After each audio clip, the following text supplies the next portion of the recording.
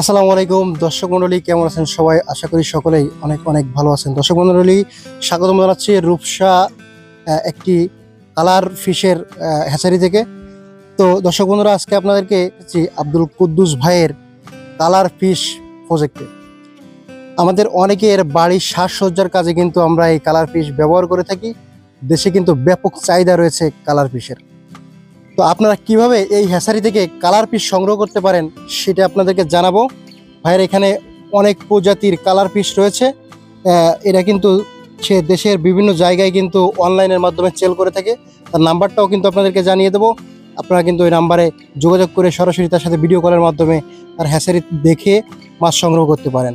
তো আসুন আমরা আজকে আপনাদেরকে এই হ্যাচারিটা কিভাবে আসলে পরিচালনা করা যায় আপনাদেরকে দেখাবো। মাত্র 2 বছর আগে ছেলের বাহানায় শখ করে কিনে দেন একটি অ্যাকোরিয়াম। অ্যাকোরিয়ামে মাদার মাছ মারা যাওয়ার কারণে বাচ্চা মাছগুলো বাঁচানোর জন্য তিনি রিসার্চ করে ইউটিউবের। আর সেখানে দেখতে পাই যে এই রঙিন মাছ চাষ করে অনেক সম্ভাবনা আছে আমাদের দেশে। দেশে ব্যাপক চাহিদা থাকার কারণে তখন সে নিজের বুদ্ধিমত্তাকে কাজে লাগিয়ে মাত্র 1000 টাকা পুঁজি নিয়ে শুরু করে রঙিন মাছ চাষ করা। সেখান থেকে 2 বছরের মাথায় লক্ষ টাকার সম্পদে পরিণত হয়। দর্শক বন্ধুরা, আমরা কিন্তু আসলে চারিদিকে মশারি দিয়ে ঘেরা সুন্দর একটি জায়গায় চলে এসেছি। আসসালামু আলাইকুম কুদ্দুস ভাই, কেমন আছেন? ওয়ালাইকুম আসসালাম। আলহামদুলিল্লাহ ভালো আছি ভাই, আপনি কেমন আছেন? আলহামদুলিল্লাহ ভাই। তো কি করতেছিলেন এখন? কাজবাজ করতেছিলাম খামারের। ও আচ্ছা আচ্ছা আচ্ছা। তো মাছের পর্যবেক্ষণ। তো অনেক প্রজাতির মাছ তো আপনারা এখানে দেখতে পাচ্ছি। জি ভাই, কতগুলো প্রজাতির মাছ আছে? এখানে আমার কাছে এখন আপাতত 26 প্রজাতির মাছ আছে। 26 প্রজাতির মাছ। সবগুলো নাম তো বলতে পারবেন? জি জি, বলেন তো নামগুলো। আমার কাছে আছে রেডিয়াম মলি আছে, বেলুন, নন বেলুন, তারপরে আপনার ব্ল্যাক মলি আছে, অরেঞ্জ মলি আছে, চিত্রা মলি আছে, ক্যালিকো আছে, মার্বেল আছে, তারপরে গাপ্পি আছে 3-4 প্রজাতির, তারপরে হচ্ছে গোল্ডফিশ আছে, র্যাঞ্চো আছে, ব্ল্যাক মুর আছে, তারপরে টেট্টা আছে, জেব্রা আছে, আরো অনেক মাছ আছে, অনেক। কৈকার। অনেকগুলো নাম কিন্তু তিনি বললো। আসলে সে যে একজন ফিশ প্রেমিক সেটা কিন্তু আসলে আপনার ভাই এই নামগুলো মনে রাখার কারণে বোঝা যাচ্ছে। সেই কালার ফিশের বিজনেসে আসার প্ল্যানটা আসলে কিভাবে? আমি আসলে ভাই আমার ওই যে ছেলে, এই আপনার ছেলে? জি। আপু, তোমার নাম কি? আমার নাম হচ্ছে মুহাম্মদ ফাহিম। মোহাম্মদ ফাহিম। কি করো তুমি? আমি লেখাপড়া করতেছি, আচ্ছা আচ্ছা আচ্ছা। কোন ক্লাসে পড়ো? ক্লাস 4। আচ্ছা আচ্ছা আচ্ছা। তোমার এই মাছের প্রতি কি এত ভালোবাসা কোথা থেকে আসলো? যে প্রথমে আর কি আমি ইউটিউবে দেখছিলাম যে অনেকেই অ্যাকুরিয়ামে মাছ পোষে, ঠিক আছে। তারপর আমি বলছিলাম যে আব্বু আমাকে একটা অ্যাকুরিয়াম এনে দাও। তখন আব্বু একটা অ্যাকুরিয়াম আনছিল। আচ্ছা আচ্ছা। তখন ওই জায়গায় অনেক প্রজাতির মাছ ছিল, গাপ্পি, ব্ল্যাক মলি, সেগুলো আর কি মাদার মাছ যেগুলো সেগুলো হচ্ছে মরে যায়। তারপর বাচ্চা ছিল, তখন আব্বু আর কি দেখে যে কিভাবে বাঁচানো যায়, সেই থেকে আর কি দেখে এই খামার করে অনেকেই লাভবান হচ্ছে, অনেক টাকা আয় করছে। তাই আব্বু এইভাবে আর কি শুরু করে। আচ্ছা আচ্ছা, ঠিক আছে আব্বু, ধন্যবাদ তোমাকে। আচ্ছা ভাই, তাহলে শুরুটা আছে আপনার ছেলে যেভাবে বললো আর কি। ছেলে মানে ওরা একটা অ্যাকোরিয়াম কিনে দিয়েছিলাম। আচ্ছা আচ্ছা। ওই অ্যাকোরিয়ামের থেকে মানে মাছের যখন বাচ্চা হওয়া শুরু হলো তখন দেখলাম যে ওর অনেক বাচ্চা হয়। তো আস্তে আস্তে আমি আর কি ওই যে বাস্কেট, তারপরে রিং, এগুলো দিয়ে আস্তে আস্তে আস্তে আস্তে করতে করতে এখন আর কি অনেক বড় পরিসরে করার চেষ্টা করতেছি। আচ্ছা আচ্ছা। যে আপনারা তো অলরেডি দেখতেছেন যে আমার ওই পুকুর টুকুর দিয়ে এগুলো কাজ বাজ চলতেছে। আর সেই কারণে মাছও এখন মানে অনেক কম আছে। মাছ আমার আরো আছে, সেগুলো একটু দূরে আছে, ঘেরে ঘেরে রাখা আছে। ফার্মের কাজ সম্পূর্ণ কমপ্লিট হওয়ার পরে মাছ এগুলো আসবে। এখনো আছে মাছ, আছে অনেক মাছই আছে, কিন্তু আরো মাছ আছে, এর থেকে আরো 3 গুণ বেশি মাছ আছে আমার। এগুলো আপনি আসলে সেল করেন কিভাবে? এগুলো আমি অনলাইনে সেল করি। আমার ফেসবুক থেকে, তারপরে ইউটিউব থেকে ভিডিও দেখে অনেকে কল দেয়। বাংলাদেশের বিভিন্ন জায়গায় আমি অনলাইনে ডিল করি। তারপরে হচ্ছে গিয়ে কুরিয়ার বা পরিবহন, গণপরিবহনের মাধ্যমে পাঠাই, কুরিয়ারে পাঠাই, দেশের বিভিন্ন জায়গায় যায়। জি, বাংলাদেশের বিভিন্ন জায়গায় যায়। তো আপনি আসলে আবার অনেকে আমার বাসার থেকে এসে নিয়ে যায়, দোকানদাররা, তারপরে এমনি সাধারণ যারা আছে তারা বাসার থেকেও নিয়ে যায়। তবে আপনার এই জার্নিটা আসলে কতদিনের? এটা 2 বছর ধরে করতেছি। 2 বছরের একটা জার্নি। জি। তো আপনি 2 বছরে কেমন আশার আলো দেখতেছেন? না, 2 বছরে আমি আল্লাহ দিলে অনেক মানে সাড়া পাইছি, প্রচুর সেল হচ্ছে। যা আমি চাহিদা যে অনেক মাছের বেশি। যে পরিমাণ চাহিদা, তার মনে করেন যে আমি 10% পূরণ করতে পারতেছি না। জি এই ট্যাঙ্ক গুলো তো নিজে করছেন না? জি নিজে করছি। আচ্ছা আচ্ছা। এগুলো ট্যাঙ্ক এবং পুকুরেও তো চাষ করা যায় না? জি পুকুরে করা যায়, এগুলো ফলের ঝুড়িতে রাখা যায়। এই একেবারে কম খরচের ভিতরে আছে, এই যে কাঠ দিয়ে করে, কাঠ দিয়ে আপনার করে পলিথিন দিয়ে রাখা যাচ্ছে। polythene দিয়ে। এটা মিনিমাম যদি খোলা আকাশের নিচে রাখা হয় তাহলে যাচ্ছে 1 বছরের মতন টিকে।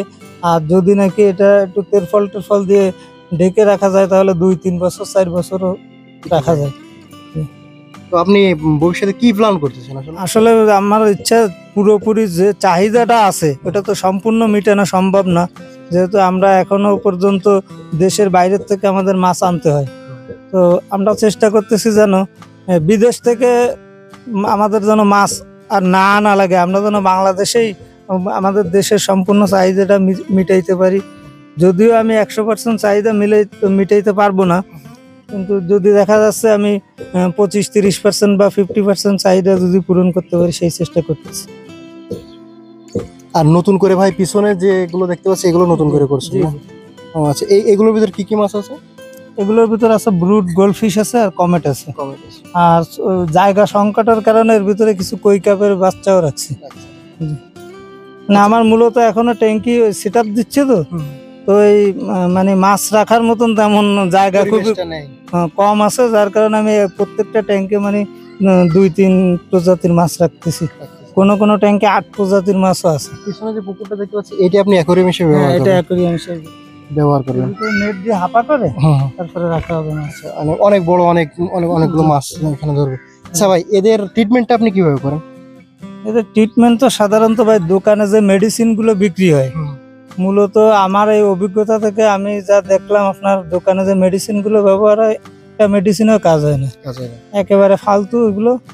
তো মেডিসিন বলতে শুধু ব্যবহার করি আমি মিথিনিয়ান ব্লু অরিজিনাল, যেটা পাউডার ফর্মে পাওয়া যায়, মিথিনিয়ান ব্লু ওইটা, আর হচ্ছে গিয়ে পটাশ আর রক সল্ট যেটাকে বলা হয় মোটা লবণ। সাধারণত আমরা যেটা খাই ওটা তো আয়োডিন আছে, আয়োডিন ছাড়া একটা লবণ পাওয়া যায় খোলা, গরুরে যেটা খাওয়ানো হয় ওই লবণটা ব্যবহার করি।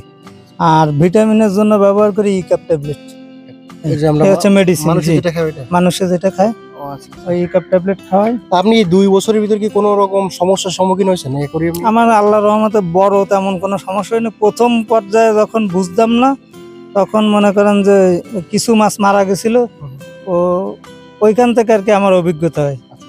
তো এই পর্যন্ত ইনভেস্ট কত আপনার? আমার এখন মানে 1200 টাকা থেকে শুরু ছিল। শুরু ছিল 1200 টাকা। জি, এখন আমি প্রায় 3 লাখ টাকার উপরে ইনভেস্ট করছি। এখন বিক্রি করছেন কত এই পর্যন্ত? বিক্রি এই পর্যন্ত অন্তত 12-13 লাখ টাকা বিক্রি করছি। 12-13 লাখ টাকা। জি। মানে আপনি ইনভেস্ট করেছেন তো ওই টাকা, লাভের টাকা দিয়ে, কিন্তু মূল পুঁজি ছিল আপনার 1200 টাকা। 1200 টাকায় 12 লাখ টাকা পুঁজি করেছেন। জি মাশাআল্লাহ, অনেক সুন্দর একটি ব্যবসা। তো আপনার এই মূলত হচ্ছে ইচ্ছা শক্তি আর ইয়ে দিয়ে জি জি। আচ্ছা আচ্ছা আচ্ছা। তো প্রথম পর্যায়ে কি কোথাও থেকে ট্রেনিং করছেন কি? না, আমি কোনো ট্রেনিং করি না, আমি ওই যে ইউটিউব থেকে কিছু কিছু দেখছি আর নিজের অভিজ্ঞতায়। আচ্ছা আচ্ছা। প্রতিদিন কি 2-4 হাজার টাকার মাছ বিক্রি করেন? জি জি, কোনো দিন আমার 8-10 হাজার টাকার মাছও বিক্রি হয়, আবার কোনোদিন দেখা যাচ্ছে 200 টাকাও বিক্রি হয়। সবাই মোটামুটি বাসায় আসে। জি জি। আর আপনি দূরে পাঠান কি এসে পরিবহনের মাধ্যমে? আমি এসে পরিবহন, তারপরে অধিকাংশ মাছ বেশিরভাগ চেষ্টা করি পরিবহনে দেওয়ার জন্য। আমি কুরিয়ারে খুব কম দিই, তার কারণ কুরিয়ারে টাইম লাগে, তো মাছগুলো অনেক রিস্ক হয়ে যায়। তো চেষ্টা করি সবসময় যেগুলো আর কি সদরের ভিতরে, যেখানে পরিবহন গাড়িগুলো যায়, বাস, ওইগুলো দিয়ে দিই। আচ্ছা, কিভাবে প্যাকিং করে দেন? ওগুলো অক্সিজেন দিয়ে প্যাক করে দিয়ে দিই। পলি দিয়ে? পলি দিয়ে। আপনার যদি বেশি মাছ হয় তাহলে দেখা যাচ্ছে সোলার বাস্কেটের ভিতর দিয়ে দিই, আর মাছের পরিমাণ যদি একটু কম হয় তাহলে যে বিস্কুটের যে কার্টন গুলো আছে ওটার ভিতর প্যাক করে দিই। আচ্ছা, আমাদেরকে একটু দেখান তো এখানে কি কি মাছ আছে? এখানে আছে হচ্ছে গিয়ে ব্রুড গোল্ডফিশ আছে। আচ্ছা, আমি একটু ধরি। হ্যাঁ জি, এই যে ব্রুড গোল্ডফিশ আছে, এগুলো দিয়ে বাচ্চা করা হয়। আমি তো পাইলাম না ভাই। তারপরে কই কার্পের বাচ্চা আছে, কমেট আছে বড়। আচ্ছা আচ্ছা, এটা অনেক ডিপ নাকি? জি, 1.5 ফুটের মতন। এই যে কই ভাই, আমার তো বাদে না। আর বিশেষ করে মাছগুলো অপরিচিত লোক দেখলে তখন মানে উঠতে চায় না। কারণ কি ভাই, শিক্ষা দিচ্ছেন নাকি? জি, এরা আমারা দেখলেই মানে চলে আসে। আচ্ছা কই ভাই, আপনি অপরিচিত আবার কেউ একটু ইয়ে আসলে- করেন তো। অপরিচিত কেউ আসলে তখন আর উঠতে চায় না। আচ্ছা আচ্ছা, মজার ব্যাপার। কালো নেকটান তো। তো ভাই, আপনার এই প্রজেক্ট যদি কোনো নতুন উদ্যোক্তা করতে চায়, সেক্ষেত্রে সে কিভাবে আসলে শুরু করতে পারবে? যদি নতুন কেউ মাছের চাষ করতে চায়, তাহলে প্রথমে পরামর্শ থাকবে হচ্ছে সে যেন অটো ব্রিডের মাছ যেগুলো আছে, যেমন মলি আছে, প্লাটি আছে, সুটটেল আছে, তারপরে গাপ্পি আছে, বিশেষ করে মিক্স গাপ্পি যেটা, ফেন্সি গাপ্পির একটু দাম বেশি হয়। তো সেক্ষেত্রে যদি মাছের কোনো সমস্যা হয় তো রিস্ক হয়ে যায়। তো মিক্স গাপ্পি দিয়ে শুরু করাটাই বেস্ট।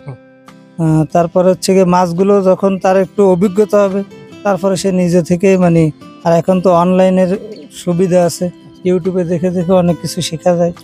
ঠিক আছে, তো পরামর্শ থাকবে হচ্ছে যেন অটো ব্রিডের মাছ দিয়ে শুরু করে। আর আপনার কাছ থেকে যদি কেউ অ্যাকোয়ারিয়াম অথবা ব্যবসা করার জন্য মাছ সংগ্রহ করতেছে, সেক্ষেত্রে আমাকে কল দিলে হোয়াটসঅ্যাপ এবং ইমো নাম্বার দেওয়া থাকবে। ওই নাম্বারে কল দিলে মনে করেন যে ভিডিওতে দেখে তার পছন্দ মতো মাছ নিতে পারবে বাংলাদেশের যে কোনো জায়গায়। দর্শক বন্ধুরা, আমরা কিন্তু ছোট পরিসরে ছোট্ট একটা প্রতিবেদন আপনাদেরকে দেখালাম। আমাদের প্ল্যান আছে যে ভাই এখানে বড় পরিসরে অ্যাকোয়ারিয়াম করবে। তো আমরা নেক্সট আবারও ভাইয়ের এই সে প্রজেক্টে এসে ভিজিট করব, আর আপনাদেরকে পরবর্তীতে কিন্তু সুন্দর একটি প্রতিবেদন আমরা দেব। যখন পুরোটা আর কি করা হয়ে যাবে, কমপ্লিট হয়ে যাবে, তখন আবারও আমরা আসবো। তো আজকের এই পর্যন্তই। যেখান থেকে আজকের আমাদের এই প্রতিবেদনটি দেখছেন, সেখান থেকে অনেক ভালো থাকবেন, সুস্থ থাকবেন। আল্লাহ হাফিজ।